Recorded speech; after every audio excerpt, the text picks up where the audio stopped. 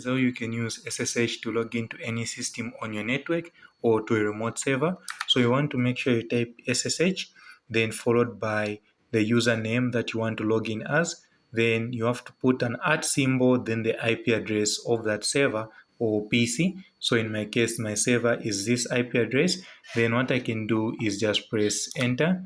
Then now it will ask for a password. This password is for this user here, which is ITC. You want to put in the password for whatever user you want to log in as.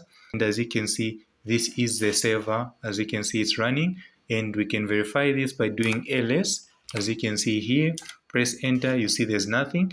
I can create a file right now with a command touch space. I'll just say test.txt like that and press enter. Now if we do ls, we'll see that we have that file created there, as you can see. Now I'll switch my monitor right now.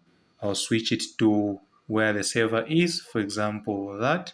This is my Linux server here. As you can see, we've logged into the server. This is the same exact information we were seeing. If I do ls and press enter, as you can see, we have that file called test.txt. That's how you can use SSH to log into a remote PC to do something.